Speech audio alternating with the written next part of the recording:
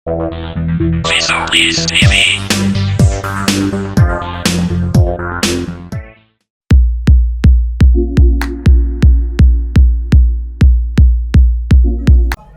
An filɛbagaw an ka foli bɛ aw bɛɛ lajɛlen aw minnu sɔgɔlen don an na Mali kɔnɔ ani Mali kɔ kan an b'aw fo dante foli min na hakilila k'a fɔ i ka k'aw bisimila aw ka jabaranin mandi sanfɛ Vision Plus TV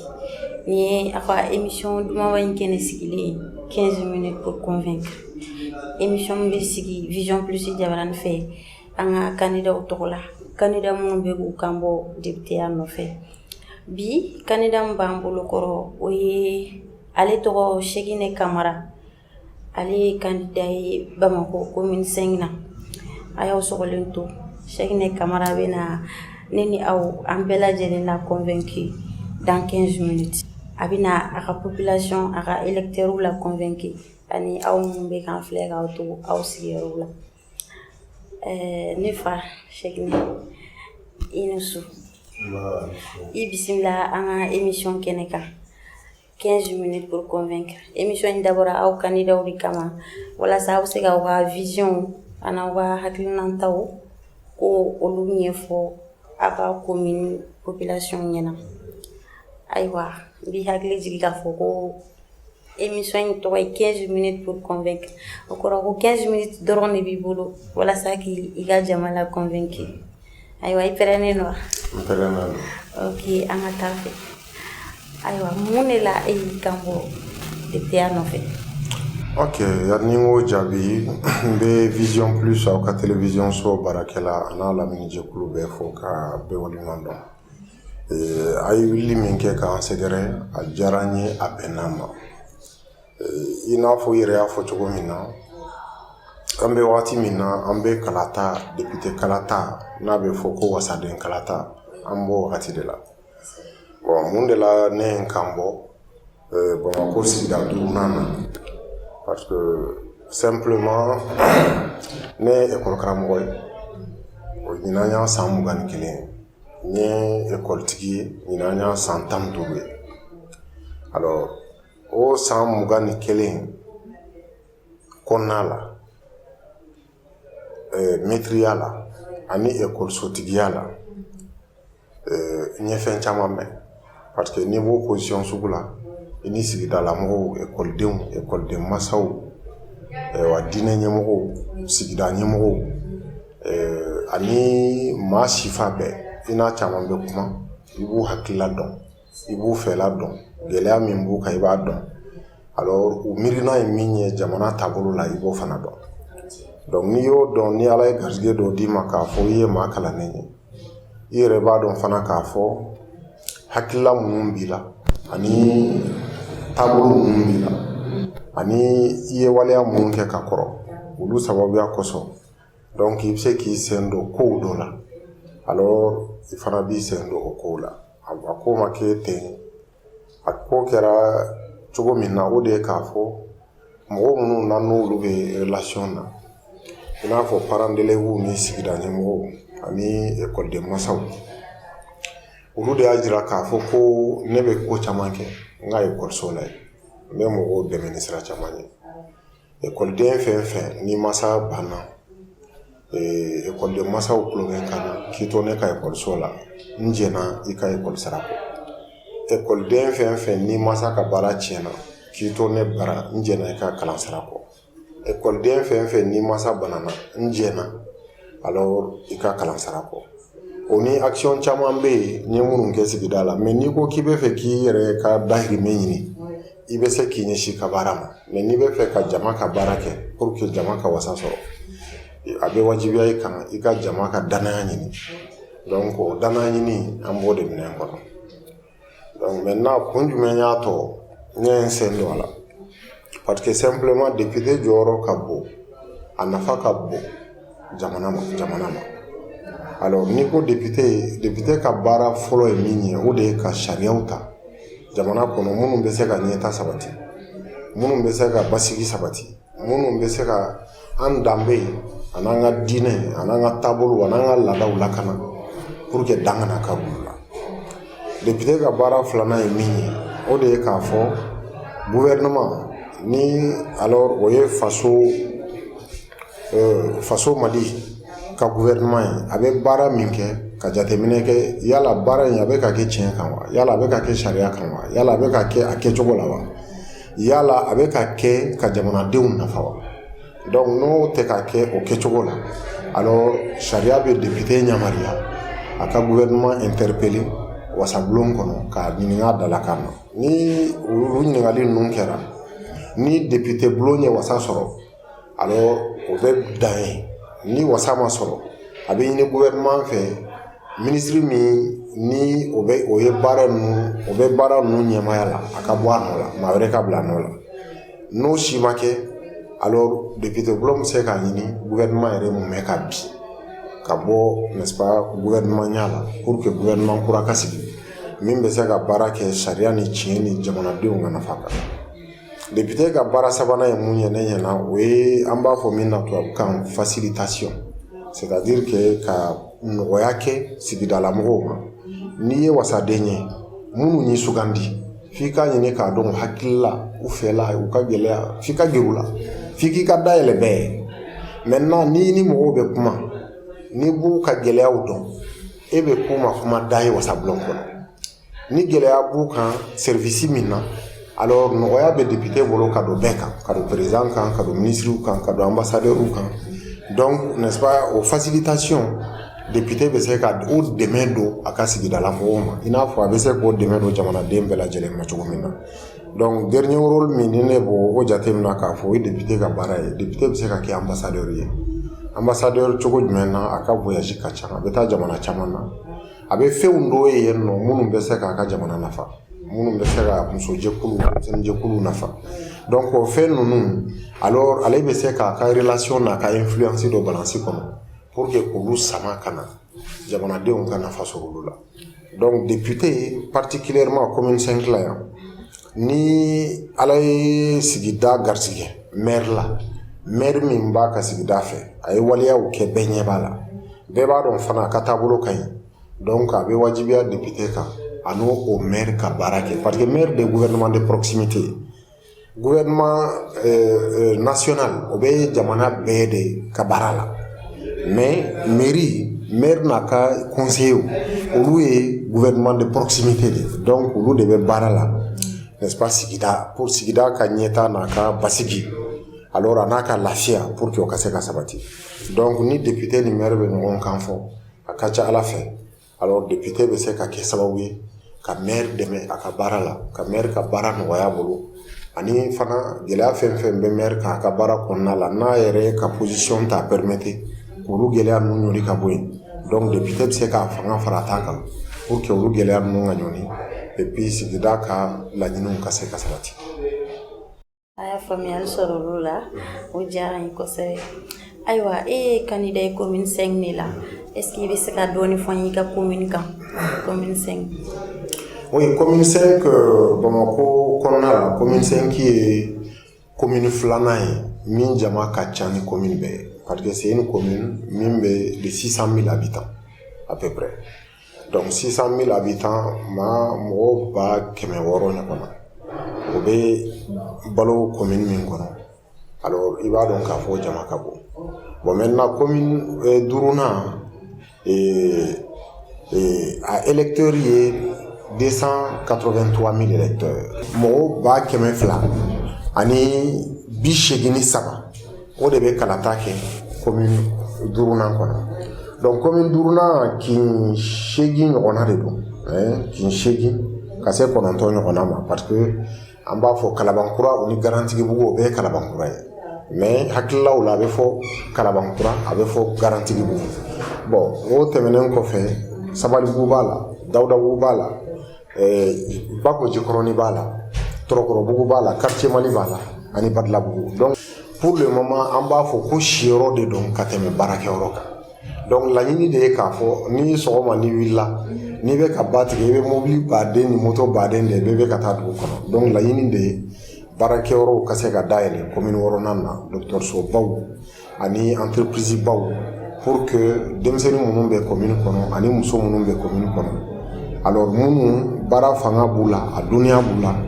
a timinandiya b'u la u ka se ka baara kɛ commune yɛrɛ kɔnɔ min bɛ se ka kɛ sababu ye ka commune yɛrɛ ka budget la développer ani réalisation caman ka se ka kɛ commune kɔnɔ. Donc commune 5nan ye commune ye Bamakɔ kɔnɔ. Alors min kanu bɛ anw dusukun na o de sababuya la alors a ka d'an ye an ka taa nin commune an ka ko wasaden ye n'est-ce pas ka taa a représenter Bulonba kɔnɔ. Alors, merci beaucoup. Alors, il voilà ka vision for sisan ika communique. Maintenant, ika vision est du moins jamana yɛrɛ kan. Bon, jamana in kan ni k'i b'a bɛɛ fɔ comme miniti 15 dɔrɔn de b'an bolo a bɛ gɛlɛya. Mais ne kɔni b'a dɔn k'a fɔ fɛn fila bɛ yen nɔ bɛɛ ɲɛ b'o la. O ye fɛn fɔlɔ ye mun ye o ye éducation ye. N'a fɔra ko éducation mara yɛrɛ kɛcogo b'o la ani kalan n'est-ce pas kɛcogo b'o la parce que l'éducation alors inclut l'instruction. Donc maintenant il est important que an ka mara segin so et puis so ka kɛ denw marakɛyɔrɔ ye parce que adamaden ni marala ka ɲa i fa ka so kɔnɔ ka mara ka ɲa sigida la a ka ca Ala fɛ i b'i sɛbɛ dɔn n'est-ce pas baara ma parce que mara bɛ valeur dɔ inculquer hadamaden na olu valeur fɔlɔ ye mun ye o ye de baara kɛcogo ɲuman. Alors n'i bilara baara fɛn fɛn na i b'a kɛ ka ɲa o valeur filanan ye mun ye o de i kɛ i jogo dilan i k'i jogo ɲa n'i bilara baara min na danaya min dar'i kan i ka se k'o danaya minɛ fa. Alors o aspect sabanan ye mun ye fana o ye i ka se ka i ka baara kɛ ni compétence ni professionnalisme ye de telle sorte que mɔgɔ minnu b'i ye baara in na i ka baara in nɛgɛ ka don u la u ka ɲɛbɔ i fɛ i ka baara kɔnɔna la olu fana k'a fɔ i n'a fɔ hali denmisɛnninlamɔgɔ minnu b'i ye baara la u k'a fɔ ko n'a ma ɲa ne bɛ nin baara in kɛ alors n bɛ fɛ k'a kɛ i n'a fɔ karisa ɲɔgɔn na ou bien nin baara in ne ye nin baara in kanu parce que karisa bɛ nin baara in kɛ ka ɲa cogo min na a ye baara in yɛrɛ nɛgɛ don ne la. Donc maintenant ni an y'an sinsin éducation kan nin domaine ninnu na a ka ca Ala fɛ jamana in bɛ gɛlɛya caman kɔnɔ a bɛ bɔ o kɔnɔ. Donc gɛlɛya filanan min ni bɛ n da tu o la o ye lakanabaliya ye. Bon lakanabaliya mɔgɔw b'a dɔn a facteur phénomène minnu bɛ na n'a ye baarakɛbaliya bɛ na n'a ye marakojuguya bɛ na n'a ye alors sɔrɔ dɔgɔya bɛ na n'a ye ani n'est-ce pas faamaw yɛrɛ u kan ka jɔyɔrɔ min fa jamana marakɛcogo ɲuman na alors ni wasa ma sɔrɔ la o bɛ se ka na n'a ye mais o fana ye aspect dɔ ye bi ni o bɛ siran kun bɔ an ka jamana in kɔnɔ ka anw ka denmisɛnniya wagati a ka gɛlɛn hali Bamakɔ yan i bɛ sɔgɔlan ye mɔgɔ min ka moto la i bɛ taa yɔrɔ dɔ la i b'i ka moto jɔ ka taa k'i mako dilan ka wuli ka taa parce que a tɛ jigin mɔgɔ yɛrɛ kɔnɔ ka mɔgɔ ka fɛn suɲɛ mais bi mɔgɔw bɛ n'i ka da kari k'i ka moto minɛ u b'i ka da kari ka na marifa jɔ i la k'a fɔ k'i ka bolofɛnw minɛ i la ka fɛn bɛɛ kɛ donc o bɛɛ ye lakanabaliya de ye an bɛ Ala deli n'est-ce pas an tun bɛ cogo kɔrɔ min na an ka se ka don n'o ye an ka segin an ka taabolo kɔrɔw ma ne masa dɔ bɛ yen nɔ n bɛ na Faransi kosɛbɛ alors a y'a baro bɔ n ye don dɔ la ko tubabu dɔ k'ale ma ko n'ale tun kɛra farafin ye a tun ka d'a ye a ka kɛ maliyɛn ye ale y'o ɲininka ko mun de la k'o y'o fɔ ko non ko dɔwɛrɛ tɛ ko maliyɛn b'a mako dɔn maliyɛn bɛ na Faransi a bɛ na wari de ɲini alors k'a ka faso jɔ i tɛ maliyɛn ye k'a fɔ ko zon don ou bien binganikɛla ou bien namaratɔ n'i ye maliyɛn minɛnen ye dɔrɔn i b'a sɔrɔ papier ko a minɛna papier ko de la donc Faransi yen nɔ bon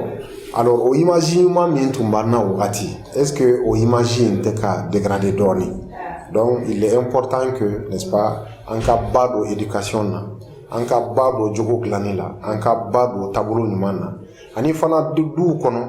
alors den minnu n'olu ye den cɛsirilenw ye olu k'a dɔn k'a fɔ olu u ka cɛsiri in u k'o mandiya sɔrɔ parce que ni den min cɛsirilen don n'a jogo ka ɲi ni den ɲuman don ni o de ka mandiya ka bɔ masaw bara fanfɛla la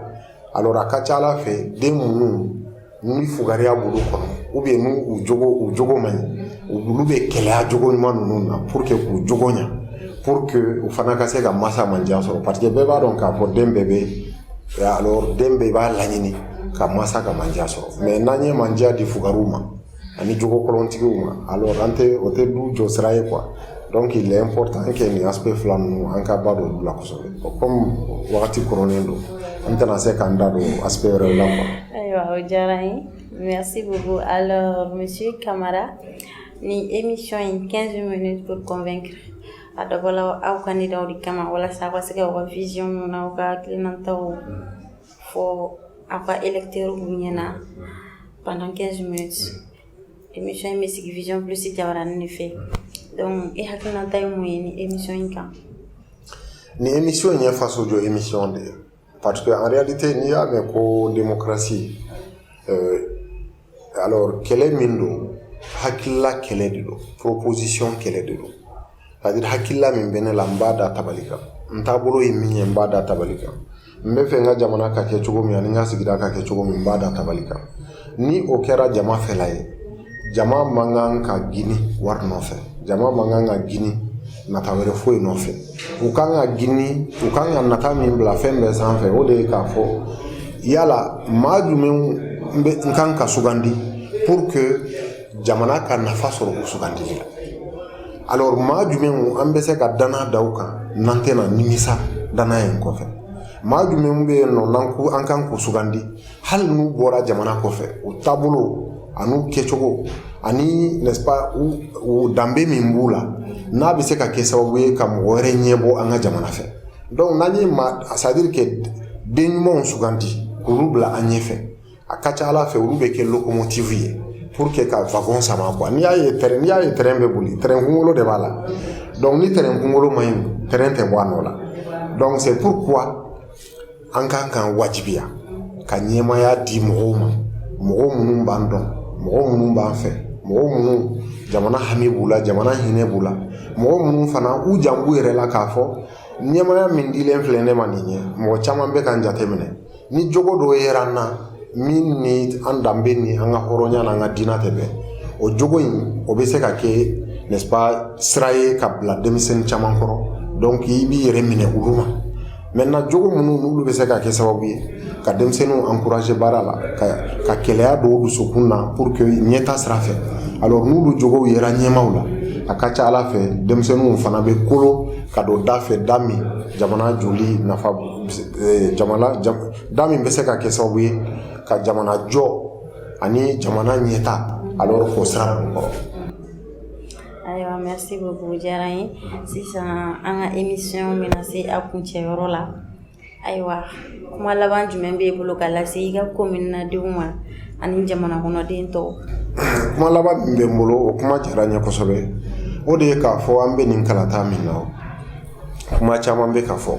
mais mɔgɔw ka jate minɛ mɔgɔ minnu bɛ ka nin kuma ninnu fɔ yala u y'o kuma in waleya yan'u ka sa n'est-ce pas nin yan'u k'u kan bɔ fanga nɔfɛ wa parce que n'i bɛ fanga kɛ nɔfɛ jagoya de don i ka kuma fɔ min bɛ taa mɔgɔw jimi sira fɛ mais yala e yɛrɛ y'o kuma ninnu waleya est-ce que e yɛrɛ y'olu baara yanni i k'i kan bɔ fanga nɔfɛ wa parce que ni i ye min ye ka kɔrɔ n'i ye ko n bɛna fanga ɲini n bɛ kɛ fɛn wɛrɛ ye a ka gɛlɛn hadamaden ka yɛlɛma suko ni dugusɛjɛ cɛ alors mɔgɔw ka natabaya dabila ni ko mɔgɔw ma a ye wari d'u ma pour que n ka se ka sigi alors n'olu sigira olu b'a bila u kunna k'a fɔ ko u y'i san de dɛ donc mɔgɔ min y'i san o tɛ se ka danaya sugu dɔ da i kan o tɛ se ka bonya sugu dɔ ta k'i sɛgɛrɛ adamaden ka bɔn sanni ma ala ye adamaden bonya ka tɛmɛ danfɛn bɛɛ kan donc an yɛrɛ bonya o tɛ yada ye dɛ o tɛ kafa ye dɛ o ye de dɔrɔn k'a fɔ danbe dɔ b'an na hɔrɔnya dɔ b'an na min sababu kosɔn an tɛ sɔn k'a fɔ an bɛ tugu maa kɔ wari dama nɔfɛ donc an ka tugu mɔgɔw kɔ danbetigiya nɔfɛ hɔrɔnya nɔfɛ tilennenya nɔfɛ ani jamana kanu ani faso jɔ kanu min b'u dusukun na n'a sɔrɔla u y'o waleya k'u to position wɛrɛ la yan'u ka fanga jama ka fanga ɲini donc o de ye laɲini bɛ n bolo k'a fɔ fasodenw ye ka tila k'a fɔ an bɛ carte ta wagati de la bɛɛ ka taa carte ta n'i bɛ fɛ ka mɔgɔ min dɛmɛ ni carte t'i bolo i tɛ se ka voter a tigi ye dɛ n'i ma voter mɔgɔ min ye alors i m'o tigi dɛmɛ dɛ donc n'an taara yɔrɔ o yɔrɔ an b'a fɔ moriw ni an ka sigida ɲɛmaaw ye k'a fɔ ka dugawu ka ɲɛ u k'an dɛmɛ maintenant duwawu ye fɛnba ye silamɛ bolo mais duwawu tɛmɛnen kɔfɛ ni mɔgɔ min bɛ fɛ ka an dɛmɛ i bɛ taa i ka carte ta alors i b'a an sugandi an fana b'a ɲini ala fɛ n'an sugandira minnu ye danaya d'an kan ka se ka danaya minɛn fa alors jamana faso jama ka nafa ani faso jama ka ɲɛta ani faso jama alors a ka basigi ala ka o nɔgɔya an ni silamɛden bɛɛ hakɛto bɛ nin ka sali ala muhamad ayiwa an filɛbagaw hakilila a ye faamuyali sɔrɔ monsieur Segne Kamara ka propos la ale ye candidat ye Bamakɔ commune 5 na n hakili a y'aw bɛɛ la convaincre ni ne tun ye a ka émission 15 minutes pour convaincre a tako 4 nan j'espère que aw b'a ye faamuyali sɔrɔ o la voter jamanaden ɲuman kelen kelen bɛɛ lajɛlen ka devoir de alors an bɛɛ lajɛlen ka bɔ ka taa carte ta walasa ka se ka an diyaɲɛ mɔgɔw sugandi ayiwa a k'an bɛɛ wagati wɛrɛ ni kɛnɛ kelen sanfɛ.